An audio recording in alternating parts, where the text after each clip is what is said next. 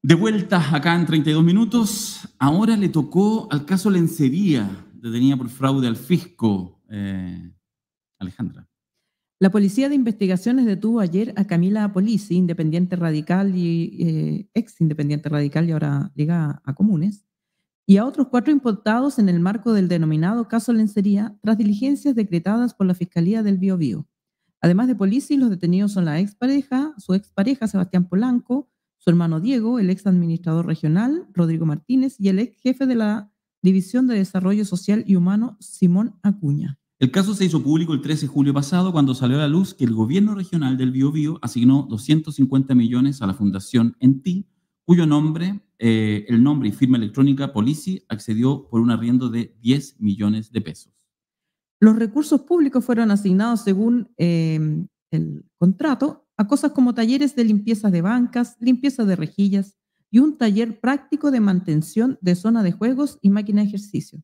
Se parecen a los talleres de SEMA Chile. Para esto se contrató una sociedad que había sido adquirida un día antes por la pareja de Polisi y Sebastián Polanco. La asignación se entregó como parte del programa Capacitación Ciudadana para Familias de Barrio Norte a la Fundación ENTI, pese a que no se cumplía con las exigencias establecidas ni contaba con las competencias en el área. Esto generó un perjuicio al fisco aún no determinado, pero no inferior a 66 millones de pesos. Eso es lo que señala. Para partir hablando de este tema, más de la situación política, la corrupción, todo, tenemos a Valeria Cárcamo. ¿Cómo estás, Valeria? Muy bien, con hartas energías de campaña, así que... No, Valeria, ahí... Cosas serias. On fire. Estoy muy feliz porque he recibido muchos saludos en la calle, muchos mensajes también. Y hoy día me venía para acá y la señora que me vendió el pasaje del bus para venirme a Santiago me dijo, usted la ha visto en la tele, lo hace bien. Así que con eso ya estamos contenta. Muy bien. Ya estamos. La señora Juanita ha aprobado. La señora Juanita aprobó la claro. Alejandra. Yo pensé, Valeria, yo ya me perdí. Para partir con la casa propia, ¿qué efecto crees que va a tener el caso de Camila Apolisi y sus camaradas? Más caso convenios de Antofagasta que todavía no se formaliza, pero digamos, un fiscal con afán estelar podría esperar el momento previo al plebiscito para hacer esa formalización. Sí, incluso a mí, cuando vi la noticia que se llevaron detenida a la Camila Apolisi y secuaces, ¿cierto? Dije, qué bueno ver hoy en día en la política, en los medios de comunicación, que personas que utilizan fondos públicos para fines personales se pueden ir detenidos. Eso es lo primero. Yo desde que crecía veía la televisión, pasaban muchas cosas por debajo, ¿cierto? Hace muchos años, y no veía a alguien detenido, ¿cierto? A menos que sean formalización en tribunales, viendo, no sé, a Moreira en juicio y después sale, ¿cierto? Y es senador. Pero no había visto a personas detenidas, como el caso de Camila Apolisi, el caso, ¿cierto?, de también en Algarrobos con el alcalde. Claro, mandarlos detenidos y esposados es una imagen que está fuertemente marcada por la clase social. Claro, y da también un poco más de sentido de justicia también a la gente. Yo creo que eso igual es importante. Yo creo que, y en el caso convenio el de que estuvo involucrado Revolución Democrática, ¿cierto?, que puede estar involucrado cualquier partido político, ¿ya?, pero se tiene que hacer bajo la misma medida, bajo la misma ley, y si tienen que estar todos detenidos para que expliquen cómo utilizaron y que se haga una investigación a fondo, tiene que hacerse. ¿Ya? Yo creo que la exigencia, y lo mismo hizo el presidente en el momento cuando se destapó, dijo sin defender a nadie, ¿cierto? En que nosotros vamos a proteger a los nuestros. No, se entregan todos los antecedentes que sean necesarios, que existan las responsabilidades penales, y eso yo creo que es lo que importa. ¿Ya? Lo digo en que ya van a haber responsabilidades políticas, efectivamente, pero acá lo que interesa es la responsabilidad penal efectiva. O sea, que se vayan detenidos, que se le aplique la condena, ¿cierto? Y que no tengan que pagar, ¿cierto?, para salir o algo así. Yo espero realmente que si acá, dentro de este proceso de investigación, que antes a todas luces que hubo manejo, ¿cierto?, de platas públicas, pero cuando un proceso, obviamente, y un tribunal ejerce esta condena, que se vayan presos y presas las personas que sean frente a estos casos de corrupción y las 53, bueno, son 11 regiones y 53 fundaciones que están bajo la lupa hoy en día. ¿Tú crees que la ciudadanía tiene las herramientas suficientes para distinguir, bueno, no solo militancia, sino que distinguir el esfuerzo? Porque pasa en Chile, en los 10 años desde 1990 al 2000, Chile figuraba como el país latinoamericano con menor corrupción del mundo, o sea, de Latinoamérica, perdón, pero en los primeros lugares de transparencia, probidad del mundo. ¿Por qué? Porque esos índices se construyen con las noticias que aparecen, con las noticias. Entonces, como no había noticias de corrupción, y esta era una discusión que yo tenía constantemente como periodista con personas que vivían en esta ilusión de que Chile no era un país corrupto. Y dice, por tu experiencia en el mundo judicial. Por mi experiencia en el mundo judicial. Yo decía, no, porque no es que no sea corrupto, es que no se informa. No se informa. Ahora que se informa, esa percepción de corrupción, Chile desciende en los lugares, pero además se instala la sensación de percepción global y la gente parece no distinguir que hay un esfuerzo por llevar presa a esta gente. Claro. No sé si me explico. Sí. ¿Cómo desde la política se puede hacer esta distinción? Sí, la gente ahora sabemos más y la gente va a presa. No es que haya más corrupción, es que la corrupción tiene consecuencias. Claro. Hay hartas cosas que incluso anteriormente no se mostraba. Primero empezamos a tener una política que se hizo seguimiento a cómo se designa un fiscal nacional. Empecemos por eso. Que la gente ahora está entendiendo que la propuesta la hace la Corte Suprema, después la elige el presidente, después la elige el Senado, da nadie más. El último, y ahí se vieron los votos, y por qué los votos, y de pronto empezó a aparecer fotos de Valencia con Chadwick, el que investigaba, se supone, las fundaciones. Entonces era como, bueno, ¿y cuándo van a iniciar los procesos de investigación por ciertas acusaciones de corrupción dentro de gobierno o de la entidad que sea necesaria? ¿Ya? Eso es lo primero. Entonces, se normalizaba demasiado la oncecita, el amigo, ¿cierto? La cercanía. O sea, creo que el caso Hermosilla dio a mostrar un detonante en la política de decir, porque lo primero que intentó hacer en la cocina. Claro, incluso lo primero que intentó hacer la política en general es como, este fue comunista, no, este estuvo con la... Oye, sí, ese no es el tema, porque estuvo de manera transversal, o sea, llevando causas desde Jaime Guzmán o siendo clandestino el Partido Comunista, no lo sé, pero da lo mismo ese factor, porque acá hay un mecanismo de corrupción cuando ya se está en el poder. Y acá es una cosa importante mencionar, por ejemplo, que ahora lo que está pasando con la Katy Barriga también en Maipú. O sea, ella en el audio menciona que fue a La Moneda cuando Sebastián Piñera fue presidente. Bueno, su esposo es diputado de la República actualmente y hace fiscalización los diputados. Y ahora yo podría decir, bueno, no sabía nada. ¿Acaso Macaya tampoco sabía de lo que estaba pasando, por ejemplo, en Maipú? Entonces, ahora, ¿qué es lo que pasa? Se da visibilidad absoluta de los casos de corrupción que hay en Chile. O sea, yo creo que en los matinales se esté hablando de Polici o que en los matinales se esté hablando, por ejemplo, de la Katy Barriga, pero también la apertura que ha existido de medios independientes para poner en la mesa los temas que se tienen que hablar hoy en día, creo que eso ha consolidado un cambio comunicacional importante.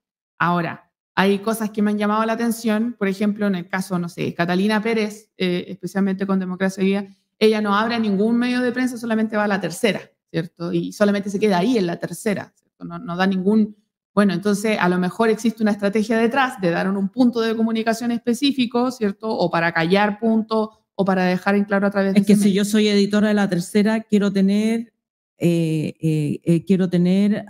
digamos, a la imputada del otro sector. O sea, no quiero, Lucho Hermosilla no quiere dar entrevista, no importa, perrito. No importa, sí, dale, no. Claro. La derecha se encargó de plantear mucho, y puede tener razón, que el tema del caso convenios, lo de Fundación Democracia Viva, se habló de esquemas. Esa era la palabra clave, porque en el fondo lo que tenés que demostrar para hacer un punto político y no solo penal, es que no es que hubo aquí un caso aislado, tres frescolines, sino que hubo un esquema. Y me parece que algo de eso hay, eso se ha mostrado. Pero tú recién mencionabas el tema de los alcaldes de derecha, lo hemos comentado mucho acá en 32 minutos. Te lo pregunto a ti, no voy a emitir ningún juicio. ¿Tú crees que uno podría hablar en algún nivel de un cierto esquema en el mundo de Chile Vamos en los últimos años, porque son cosas que vienen de larga data, con el tema de las reiteradas acusaciones y situaciones que engloban fundamentalmente a alcaldes de la UDI y Renovación Nacional? Yo creo que sí, yo creo que habría un esquema en el sentido de ver el tiempo, primero. Porque, por ejemplo, se ha intentado instalar constantemente que el caso convenios estalla con lo que pasó en Antofagasta. Pero no es así, porque yo creo, y si veo el tiempo, ¿hace cuántos años están las fundaciones? Por lo menos las 53 fundaciones que están bajo investigación. Entonces, si miro para atrás, bueno, hace años que se está utilizando, en el caso de que se probara a través de juicio, fondos públicos para bienes personales de fundación, ¿ya? Entonces, eso es lo primero. Pero ahora, si es que nosotros lo llevamos a casos emblemáticos, como Katy Barriga o como Reginato, por ejemplo, en Viña del Mar, de los años que llevaba en este municipio, ¿cuántos años que los principales fiscalizadores son el Congreso? Ojo, los diputados son los fiscalizadores de los municipios. ¿Cuántos años llevaban utilizando, cierto, este mecanismo de poder utilizar fondos públicos de un municipio, cierto, para hacerlo en lo privado? ¿Ya? Pero acá hay un esquema en el sentido de que también cuál es su convicción como proyecto, ya como un ámbito político. Nosotros en Viña del Mar, por ejemplo, que yo soy de Viña del Mar, imagínense que este caso otro caso de socavones, ¿cierto? De las dunas de Concón, se le entregó desde la Dirección de Obras Públicas los permisos y que también entró dinero, ¿cierto?, al municipio a través de eso. O sea, hoy en día en Chile pueden construir en cualquier lado, pero el permiso de edificación lo dio el municipio con Reginato, con un beneficio que sea para este municipio que al final tiene una deuda, ¿cierto?, un déficit, este municipio, y están en quiebra. Entonces, ¿hace cuántos años Reginato está en el poder en un municipio, ¿ya?, que es el de Viña del Mar? Entonces, yo creo que se ha armado un esquema de controlar todo el sistema, tanto comunicacional, de controlar cuáles son los espacios de poder que vamos a disputar, ¿cierto? Porque hoy en día puede salir todo el tema de corrupción, o puede haber estallido, puede haber revolución, todo lo que eso signifique, pero no ha variado mayormente la derecha dentro del poder, ¿ya? Y que eso es un esquema muy importante. Incluso entra esta ultraderecha republicana en la fiscalización del Congreso Nacional, ¿ya? Pero ¿qué lo sostiene ahí? ¿Cuál es el proyecto que lo sostiene ahí? Las casas municipales. Que acá lo principal dentro de las campañas, ¿cierto?, que se ha visto históricamente, es tener las comunas más grandes para así tener gobernaciones y para así las gobernaciones tener la presidencia. Esas son las estrategias que han, y le ha funcionado con Piñera 1, Piñera 2. ¿cierto? O sea, hay una estrategia política que digamos también es una estrategia política de cualquier sector, decir, bueno, voy a tener municipalidades porque así puedo, digamos, tener... puedo llegar más fácil a la ciudadanía. La ciudadanía muchas veces tiende a confundir, y si es un recurso público, se lo da un alcalde de tal signo, cree que se lo da el alcalde personalmente, y no que son fondos públicos, digamos, por el déficit de educación cívica que tenemos. Pero que haya tantos alcaldes de un partido político... ¿En qué le falla el filtro o nombremos a cualquier persona con tal de que Yo creo que nombren a cualquier persona. Yo creo que llega a un punto, por ejemplo, ahora con el caso del audio de Hermosilla, salió también a la palestra Andrea Molina, donde ella recibía la mayoría de las transacciones, de todo lo que salieron ahí, los de los audios.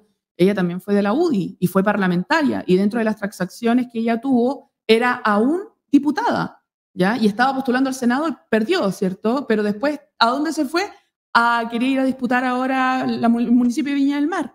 Entonces, ¿por qué? Porque ella es figura televisiva, ¿cierto? Como que llama más la atención en el sentido de que la ha visto en la tele, etcétera. Vamos a llevarla con un proyecto UDI. Pero ella no asume sola, ella asume con equipo. Imagínense la cantidad de plata que se han robado en Viña del Mar, y no solamente Reginato, sino el equipo de trabajo de Reginato. Entonces, cuando uno dice, bueno, ¿y quién fiscaliza los municipios? La Contraloría. Pero la Contraloría no funciona de oficio. Alguien tiene que denunciar. ¿Y quién lo hace? Bueno, pero, los diputados, por ejemplo. Perdona, pero para esto sirve ser vieja nomás, esto es pura vejez.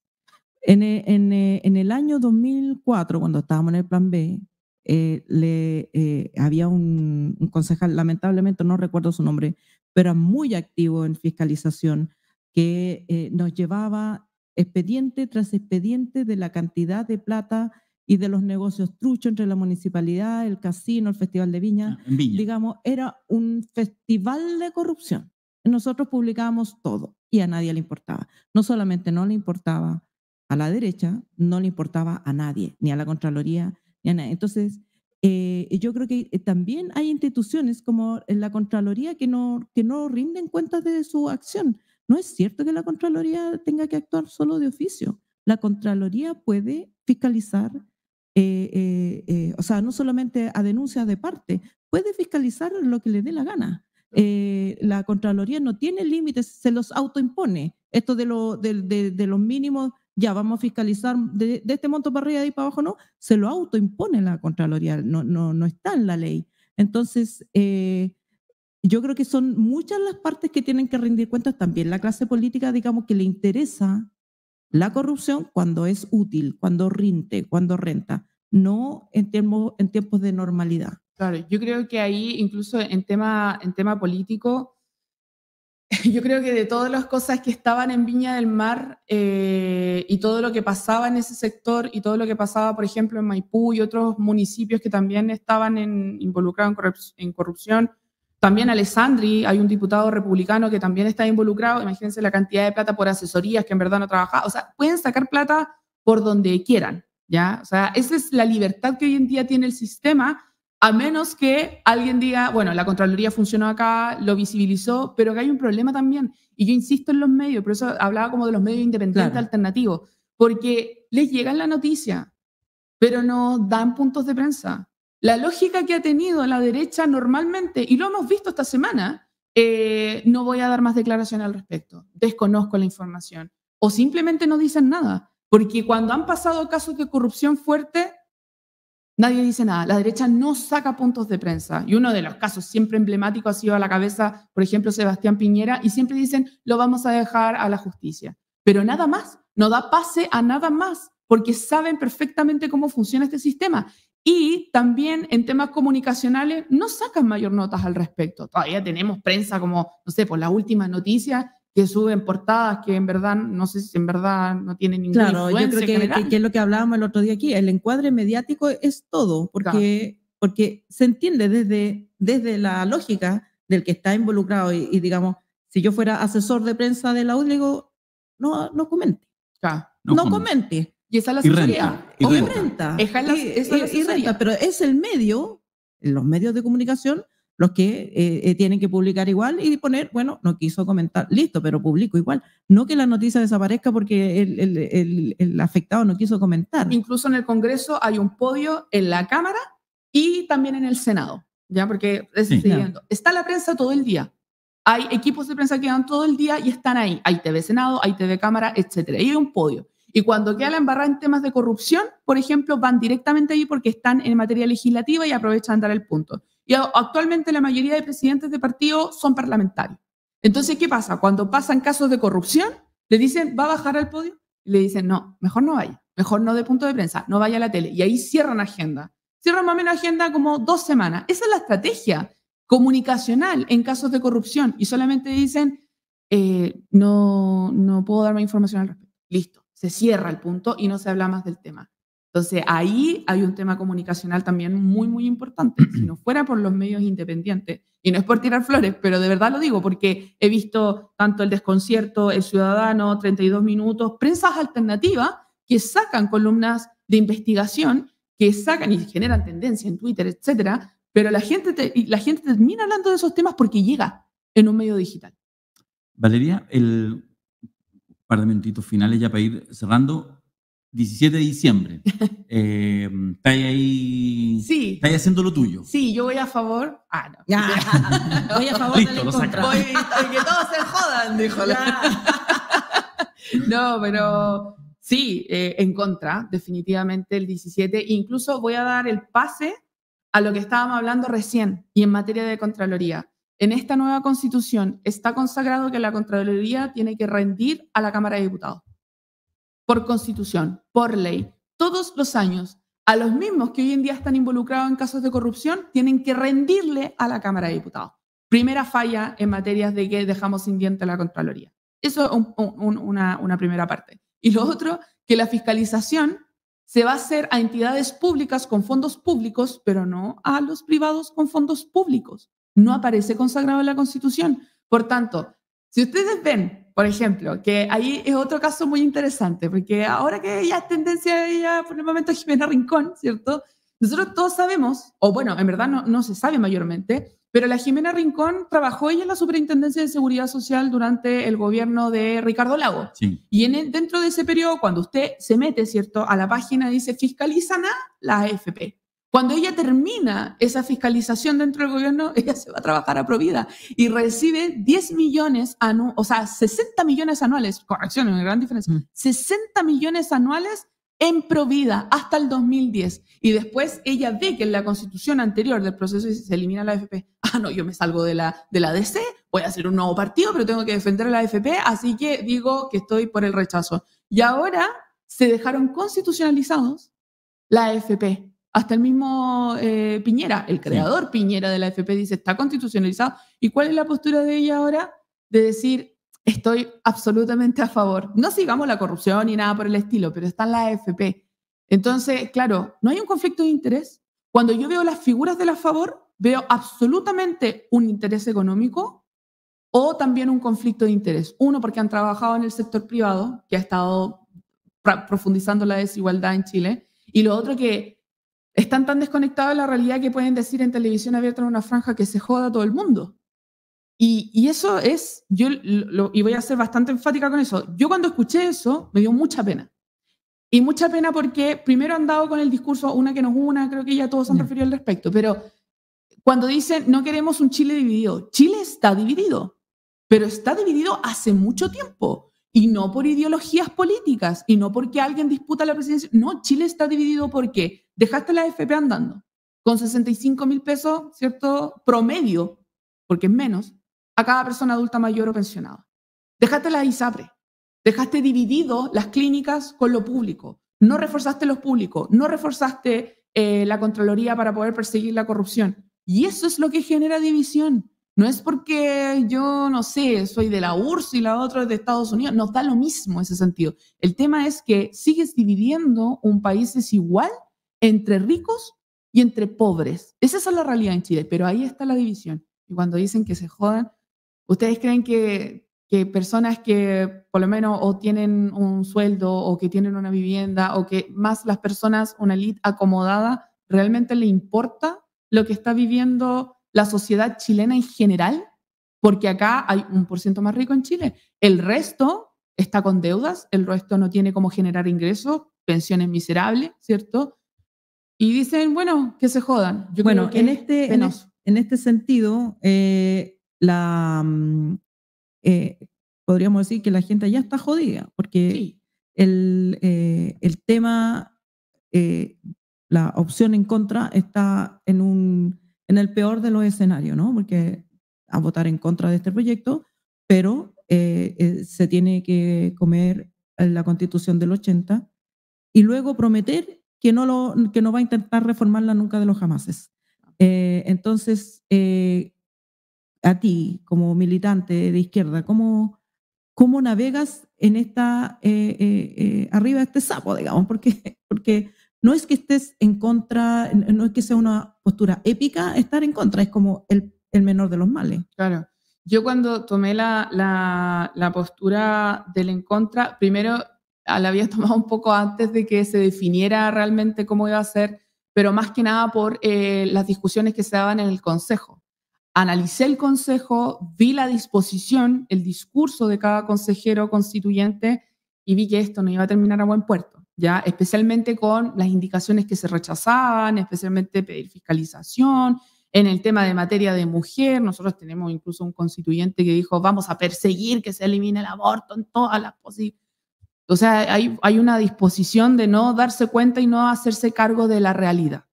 Ese es un problema que hoy en día tenemos. No quieren, hoy día, ¿cuál es la realidad? Hay mucha gente pobre, sí. Hay pensiones malas, sí. El sistema de salud es pésimo, sí. ¿Existe la comunidad LGTBIQ+? Sí. ¿Existen las personas trans? También. ¿Existen las mujeres que quieren abortar? También. ¿Existe aborto clandestino y que mujeres mueren en los clandestinos? También. ¿Y cómo se hicieron cargo? Nada. Absolutamente nada se hicieron cargo. Entonces, yo no puedo ir a decirle a la gente, ¿sabe qué? Apruebe porque esto le va a mejorar su vida. No le va a mejorar la vida, incluso va a ser mucho peor. Y es una responsabilidad que yo siendo, entre comillas, joven, pero siendo una política joven, nos queda mucha política por adelante. ¿Ya? Este proceso, y para que la gente sepa, la revuelta social, el estallido, como se llame, piensan obviamente que fue el Frente Amplio que lo convocó, no nos da para esas cosas, ¿cierto? No. Pero fue una manifestación de la gente y yo espero que el día de mañana no vuelva a pasar lo mismo porque la gente va a tener hambre, va a seguir teniendo hambre. Y ese es un gran problema. La historia nos ha dicho que no podemos seguir trabajando en la desigualdad. Entonces, la responsabilidad, la mejor responsabilidad es decir, ¿saben qué? La gente si rechaza esta constitución, por supuesto que vamos a cerrar el proceso ahora porque ya rechazaron 2 constituciones. No podemos seguir insistiendo en este proceso. Entonces, decir, y obviamente la campaña de las favores que quieren van a seguir, no podemos, porque también hay que tener una autocrítica por parte de la izquierda. O sea, impulsamos y queríamos un cambio también constitucional, pero nos rechazaron la propuesta constitucional y si este va en contra, se cierra este proceso, ¿cierto?, constituyente y seguir avanzando en materia en el Congreso, hacerlos trabajar, perseguir la corrupción y avanzar en esas materias. Valeria Cárcamo, muchas gracias por haber venido acá. Te tuvimos la otra vez a distancia, ahora un placer tenerte aquí en los estudios. Muchas gracias. Un gustazo. Ya pues.